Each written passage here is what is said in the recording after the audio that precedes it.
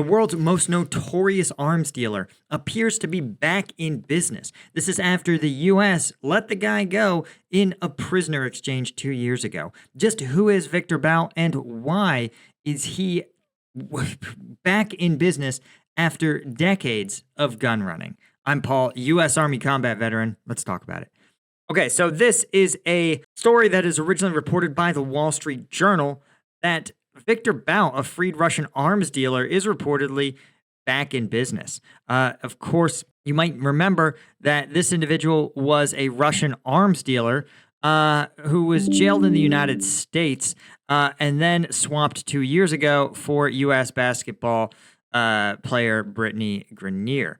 Now, according to some unnamed European security sources and other unnamed sources familiar with the matter, the Wall Street Journal said that Bout was trying to broker the sale of small arms to Yemen's Iran-backed Houthi group. And this, of course, aligns perfectly with Russia's existing objectives, right?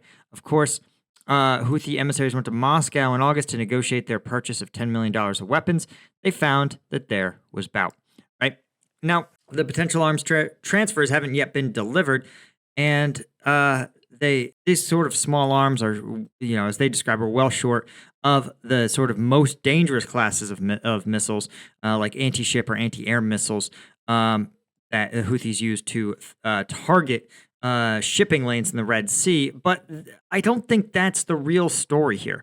The big story is not so much about per se, or about this particular deal. It's about him being back in business, right? And this is one of the things to take away from this is so Bout, right, was released by the U.S. and with good reason. We're going to talk a little bit first off about his career, but then we're going to talk about kind of what this overall revelation means. Again, selling semi-automatic weapons, $10 million worth, that's like what your typical gun store in the U.S. does in a year.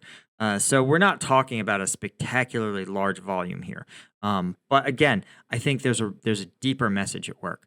And before we talk about that, of course, if you feel like you need to step up your own game, you don't need to go buying weapons from some mustachioed Russian guy. Instead, you may just need a little extra caffeine. That's why you should check out Strike Gum at strikegum.com, right? This is the energy drink alternative, superior to a sugar-filled, overpriced energy drink in every way. Each piece of Strike Gum has 90 milligrams caffeine, 100 milligrams alpha GPC. So if you're looking for the superior energy drink alternative, look no further. Check us out at strikegum.com or on Amazon. And get, of course, free shipping on domestic any subscriptions. Again, 50% of the people that have tried Strike Gum have chewed just one piece, have gone and reordered. So that alone tells you that this is the real deal for people looking for the way to get the energy where they need it. Okay, so let's talk about Viktor Bout for a minute. Viktor Bout was first off, it's worth noting that Viktor Bout began his career in the Soviet Armed Forces, particularly in the Soviet Military Institute of Foreign Language. This has meant that he was being fast-tracked into the intelligence community. He was a polyglot who mastered 5 foreign languages: Portuguese, English, French, Arabic, and Farsi. And he also served as a translator in the Soviet Army as a lieutenant, which I think is probably underselling his role by quite a bit. The Soviet Army discharged him when it dissolved in 91 as a lieutenant colonel, right? Again, they say this is pretty dubious, but this is at least his claim.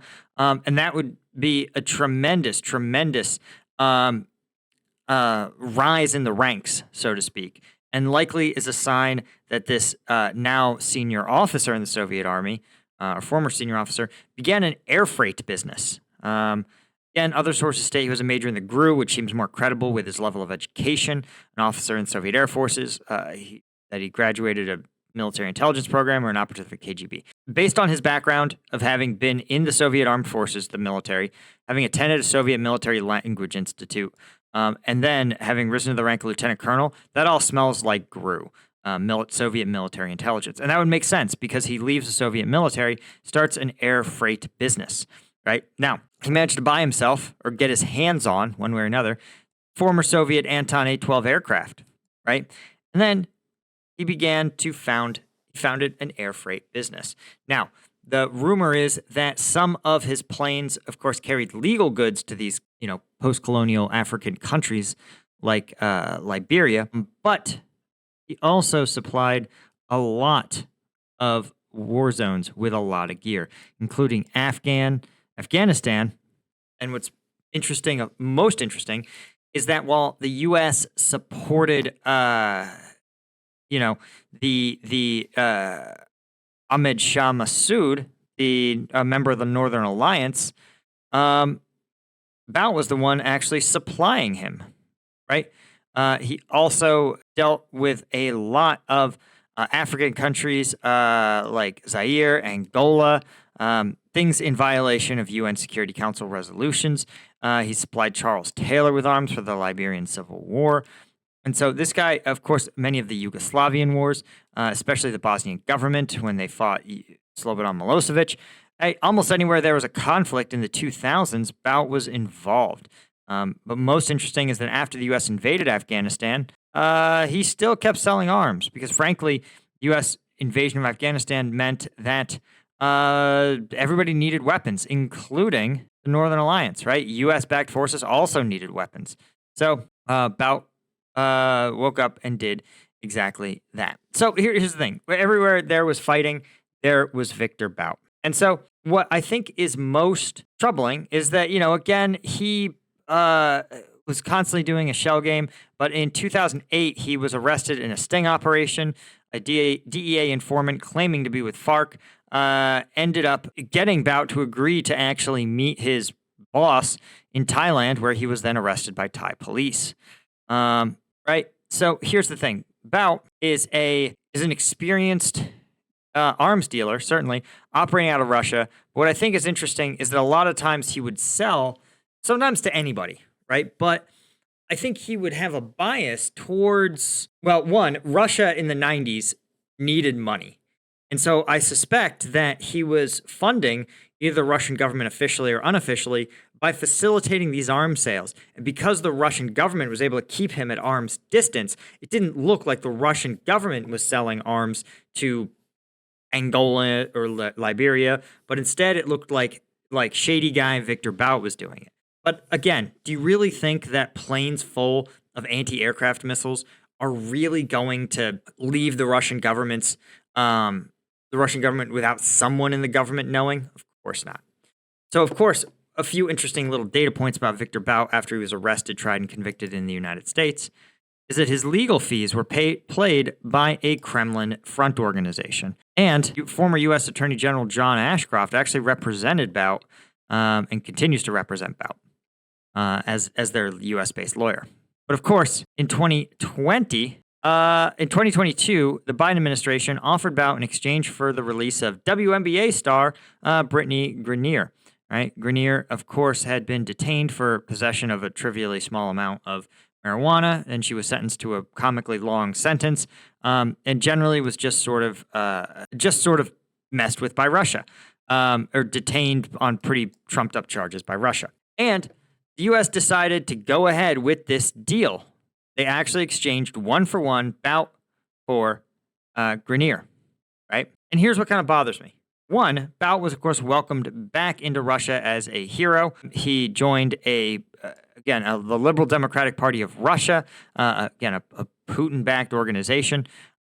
He ran for a seat in the Legislative Assembly as a member of the LDPR and ended up winning. This is important, not because elections in Russia are free or fair. They're not.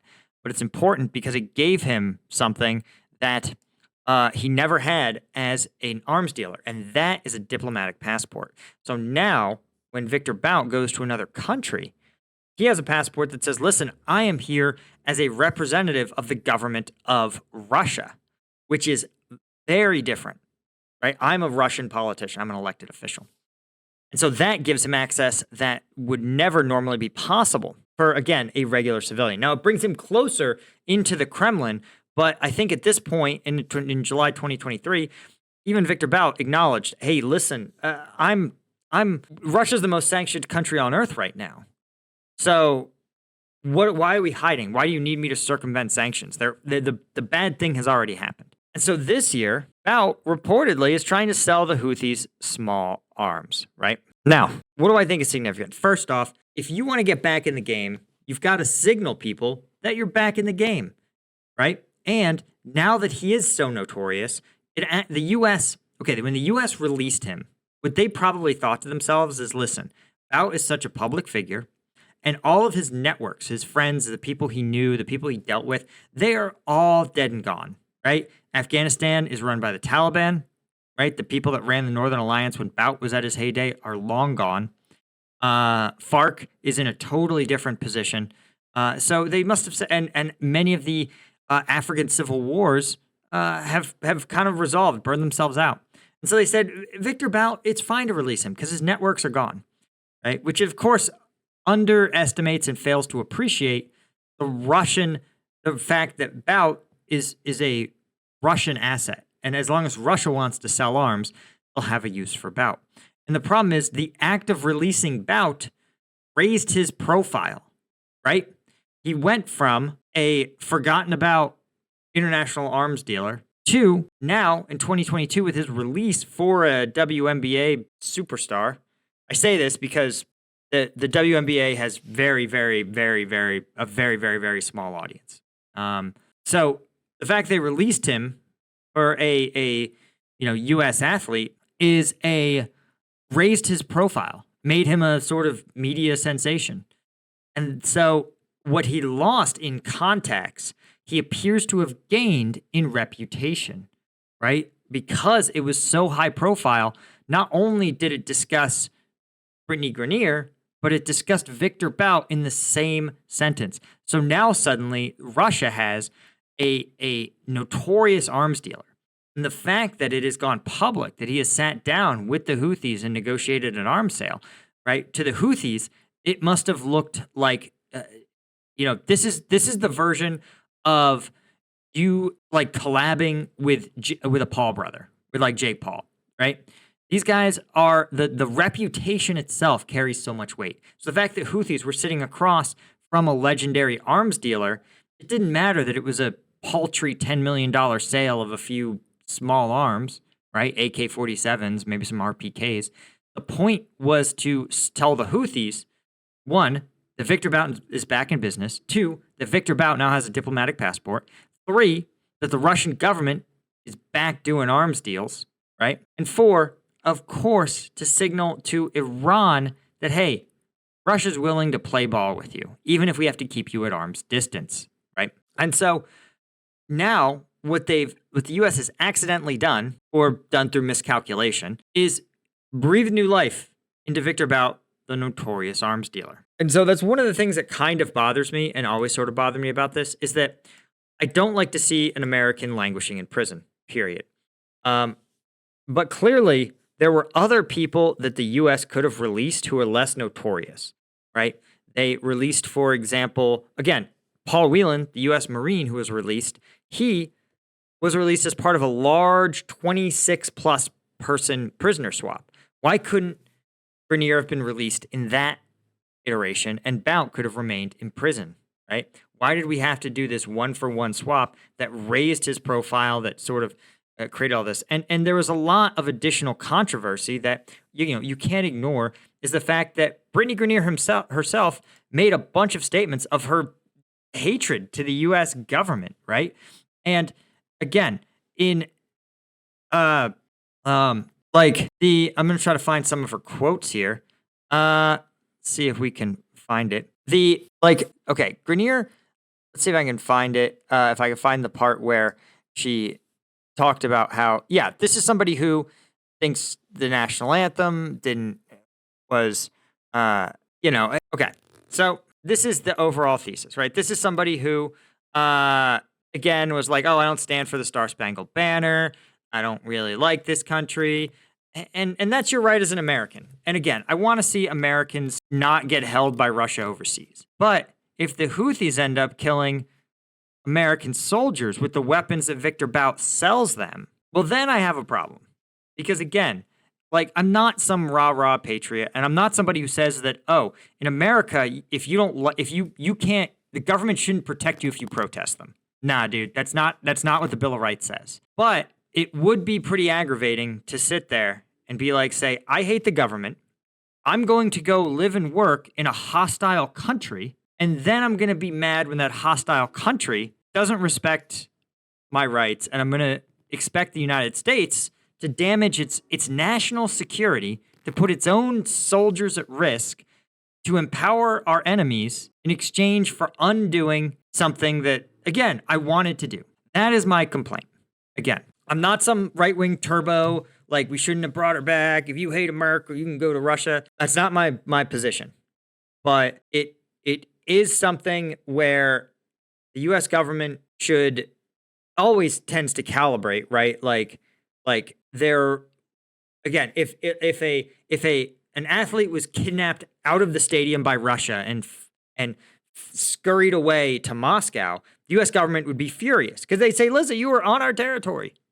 But if somebody goes, I hate America, I'm going to go live and work in this other country, and then within that other country, something terrible happens to you, like the United States, we're like, I don't know, talk to the country you like better. Like, see, this is your choice. And again, I'm not saying we shouldn't have worked to get those people back, but we may have put American service members, other American civilians in danger. Again, if the Houthis kill an American citizen on a ship in the Red Sea with these weapons, was it worth it? I don't know, right? Okay, that's all I had, guys. Hit that subscribe button. Thanks to our Colonel tier members. Thanks to our Lieutenant tier members. I couldn't do this without you guys. I appreciate you so much. And again, I will see you in the next one. Cheers.